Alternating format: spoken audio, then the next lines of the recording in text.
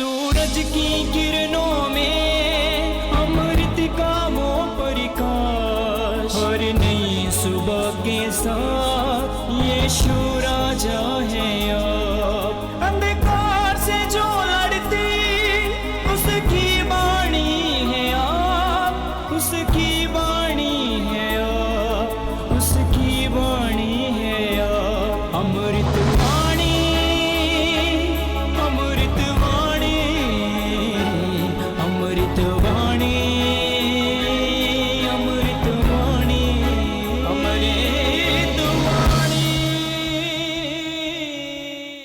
पहला पाठ प्रेरित चरित अध्याय 6 पद संख्या 8 से 10, अध्याय 7 पद संख्या 54 से 59 तक। स्तेफनुस अनुग्रह तथा सामर्थ्य से परिपूर्ण होकर जनता के सामने बहुत से चमत्कार तथा चिन्ह दिखाता था। उस समय दास्य मुक्त नामक सभागृह के कुछ सदस्य और कुरेने, सिकंदरिया, किलिकिया तथा एशिया के कुछ लोग स्तेफनुस से विवाद करने आए, किंतु वे स्तेफनुस के ज्ञान का सामना करने में असमर्थ थे, किंतु वह आत्मा से प्रेरित होकर बोलता था। वे स्तेफनुस की बातें सुनकर आग बबूला हो गए और दांत पीसते रहे। स्तेफनुस ने पवित्र आत्मा से पूर्ण होकर स्वर्ग की ओर दृष्टि की और ईश्वर की महिमा को तथा ईश्वर के दाहिने विराजमान ईसा को देखा। वह बोल उठा, मैं स्वर्ग को खुला और ईश्वर के दाहिने विराजमान मानव पुत्र को देख रहा हूँ। इस पर उन्होंने ऊंचे स्वर से चिल्लाकर अपने कान बंद कर लिए। वे सब मिलकर उस पर टूट पड़े और उसे शहर के बाहर निकालकर उस पर पत्थर मारते रहे।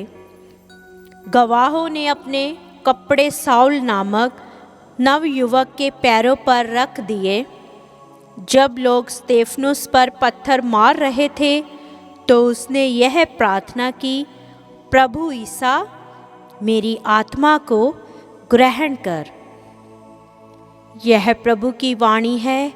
ईश्वर को धन्यवाद। भजन अनुवाक्य। हे प्रभु, मैं अपनी आत्मा को तेरे हाथों सौंप देता हूँ।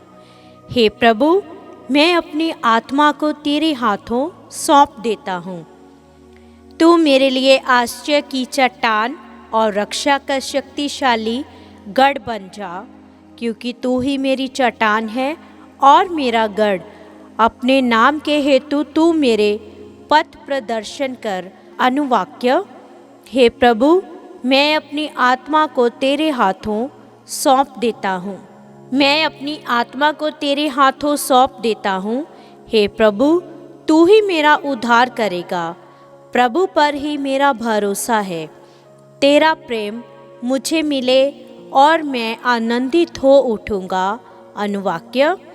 हे प्रभु, मैं अपनी आत्मा को तेरे हाथों सौंप देता हूँ। अपने सेवक पर दया दृष्टि कर। तू दया सागर है। मुझे बचाने की कृपा कर। जो तुझ पर भरोसा रखते हैं, तू मनुष्यों के षड्यंत्रों से उनकी रक्षा करता है। अनुवाक्य। हे प्रभु, मैं अपनी आत्मा को तेरे हाथों सौंप देता हूँ। जय घोष। धन्य है वह जो प्रभु के नाम पर आते हैं। प्रभु ईश्वर हमारी ज्योति है। हालेलुया। संत मत्ती के अनुसार पवित्र सुसमाचार अध्याय 10 पद संख्या 17 से 22 तक। यीशु ने अपने प्रेरितों से कहा, मनुष्यों से सावधान रहो, वह तुम्हें अदालतों के हवाले कर देंगे और अपने सभागृहों में तुम्हें कोड़े लगाएंगे। तुम मेरे कारण शासकों और राजाओं के सामने पेश किए जाओगे, जिससे मेरे विषय में तुम उन्हें और गैर यहूदियों को साक्ष्य दे सको।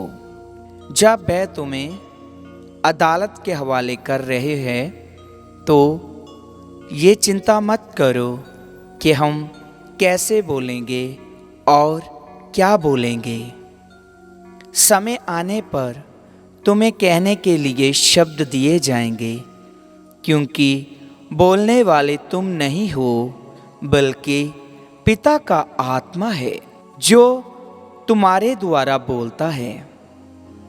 भाई अपने भाई को मृत्यु के हवाले कर देगा और पिता अपने पुत्र को।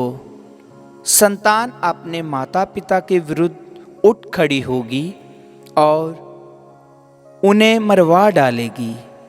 मेरे नाम के कारण सब लोग तुमसे बैर करेंगे, किंतु जो अंत तक धीरज धरेगा उससे मुक्ति मिलेगी। प्रभु का सुसमाचार। ख्रीस्त की जय।